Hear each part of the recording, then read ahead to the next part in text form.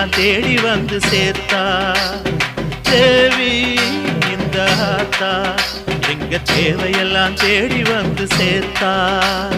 தாய்மையிலே பார்த்தா நோய்களிலே காத்தா பூவெடுத்து போட்டா பொன்னளப்பா ஆத்தா பொன்னளப்பா ஆத்தா பொன்னளப்பா ஆத்தா.